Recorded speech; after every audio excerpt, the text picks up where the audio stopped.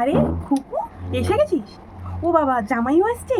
এসো এসো এসো বাবা, ভেতরে এসো এসো বাবা, বসো বসো বসো বাবা। এই যে রমাদি, এই হচ্ছে আমার জামাই। কি ভালো ছেলে, তোমাকে কি যে বলবো, এত ভালো ছেলে। আরে মানা, তুই দাঁড়িয়ে আছিস এখনো? যা যা, এত রোদে গরমে এতটা জার্নি করে এসছিস, যা যা ফ্রেশ হ, গিয়ে রেস্ট নে। জামাই, কি খাবে তুমি? ও লুচি খাবে? আচ্ছা আচ্ছা, তুমি বসো, যাও তুমি ঘরে গিয়ে রেস্ট নাও, আমি তোমার জন্য গরম গরম লুচি ভেজে আনছি, ঠিক আছে বাবা? যা বলছিলাম মিনতিদি, জানো তো আমার জামাই এত ভালো ছেলে, কি আর বলবো তোমাকে। আমার মনে হয় একটু যদি শরীর খারাপ হয় না, ওকে রান্নাঘরে ঢুকতেই দেয় না। মানে বাইরে তো ওরা তো মানে মাসের মধ্যে 20 দিন বাইরেই খাওয়া দাওয়া করে, বড় বড় রেস্টুরেন্টে যায়, তারপরে ওই কিছু বলে না ক্যান্ডেল লাইট ডিনার করে। এত ভালো, আর আমার মনা যা বলে তাই শোনে। এই তো এই বছরই 3টে ট্যুর করালো মনাকে, জানো তো। মনার যেখানে যেখানে ঘুরতে যাওয়ার ইচ্ছা ছিল সব জায়গায় নিয়ে গেল ঘুরতে। তারপর মনার যদি একটু জ্বর হয়, এই কিছুদিন আগে মনাটার জ্বর হয়েছিল, তো গাড়ি বন্ধ ছিল, আমি তো যেতে পারলাম না। তো সারা রাত জেগে, জানো তো, মনাকে জলপট্টি দিয়েছে, মাথায় মাথা ধুইয়েছে, ওষুধ খাইয়েছে। এত ভালো ছেলে, কি বলবো।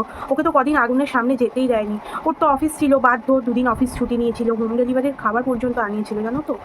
তো মনাটা তো আমার জানোই, ছোটো থেকে একটুতেই ভোগে, একটুতেই ঠান্ডা লেগে যায়, একটুতেই তো কত ভোগে, দেখেছো তো তোমরা, বলো। ওকে কতই তুলোই করে রাখতে হতো। তো সত্যি কথা, জানো তো, এখন আমি নিশ্চিন্তে থাকি।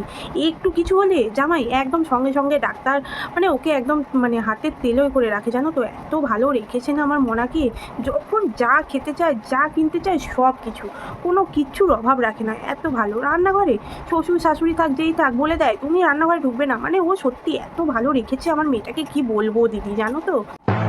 বাবু এসছিস? ও, বৌমাও এসছো? তা এসো ভেতরে, আয় বাবু আয়, বস বস, এখানে বস। কতটা জার্নি করে এসছিস, বস বাবা। অফিস করে আবার কি আনতে গেছিলি নাকি বৌমাকে? তা বৌমা, তুমি একটু আর চলে আসতে পারলে না? বাবুটা অফিস করে আবার তোমাকে আনতে গেল। তো কি খাবি বাবু বল? এতটা এলি অফিস করে, খিদে তো পেয়েছে খুব, বল বাবা কি খাবি? ওই লুচি খাবি? তো বৌমা, তুমি একটু জামা কাপড় ছেড়ে একটু লুচি করো না বাবুর জন্য। আর আমার জন্য না একটু চা দিও, প্রচণ্ড মাথাটা না আমার ধরেছে। আমি যেতাম গো লুচিটা করতে, মানে এত মাথাটা ধরেছে না, কি আর বলবো। জানো, জানো দিদি, আমার বৌমা না খুব ভালো মেয়ে, এত ভালো মেয়ে, কি বলবো। সারাদিন সংসারটা তো বৌমাই সামলায়, এত ভালো, কি বলবো। যা বাবু, তুই হাত পা ধুয়ে ফ্রেশ হয়ে নে, যা। আর আমি বৌমাকে দিয়ে লুচিটা পাঠিয়ে দিচ্ছি ঘরে, ঠিক আছে বাবু, যা। যা বলছিলাম দিদি, বৌমাটা না আমার বদের গাছ একটা, একটা কথা শুনি না। ছেলেটাকে তো আমার পুরো হাতের মুঠোই করে ফেলেছে, জানো তো। যা বলবে বউ সারাক্ষণ তাই, সারাক্ষণ এখানে ঘুরতে যাবে, ওখানে ঘুরতে যাবে, এটা কিনবে ওটা কিনবে, এত জ্বালানা বৌমার, কি বলবো তোমাকে। একবারে বদের ধারি একটা মেয়ে ঘরে এনেছিলাম, আর বাম্মা তো মানে কি রোগ দিয়ে পাঠিয়েছিল, রোজ শরীর খারাপ, রোজ শরীর খারাপ।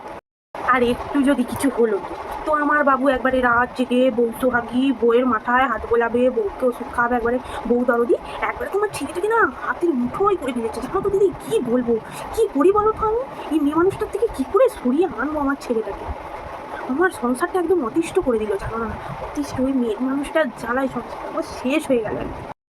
এই বছরই না বাবুকে বলেছিল দার্জিলিং বেড়াতে যাবে। তা বলি, টাকার কি গাছ লাগানো আছে বলো তো? হ্যাঁ, বাবু যেটুকু পাবে, যা কিছু করবে, সব এরকম ফুটিয়ে ফেলতে হবে? আমি শরীর খারাপের নাটক করে না যাওয়াটা বন্ধ করে দিচ্ছি ওদের। আবার এখন ওই অনলাইনে সব খাবার ডেলিভারি ওগুলো হয় না, খালি কিছু হলো খাবার ডেলিভারি দেবো। আমি তো সব রান্না বান্না করে ঢুকি না, সে আমার শরীর ভালো থাকার যাই থাক, আগুনের সামনে আমি যাইনি। বৌমা এনেছি কি করতে বলো তো? হ্যাঁ, আমি যদি রান্নাঘরে যাবো তো বৌমাকে কি করতে এনেছি, তাই না? আমি বাবু যাই না, তাতে তুমি খেতে দাও, আমার টাইমে খেতে দাও, আমি গিয়ে বসে থাকি। হ্যাঁ, আমি কিছু করিনি। ওই অনলাইনে বাবু অর্ডার দিয়ে দিল। বাবা একদম বউয়ের কথা ছাড়া এক পা চলে না, এখন মা পর হয়ে গেছে, পর। কি মেয়ে এনেছিলাম বউ করে ঘরে, নমস্কার বাবা। আমি যে কি মেয়ে এনেছি গো দিদি, আমার নিজের ছেলেটাও বড় হয়ে গেল গো।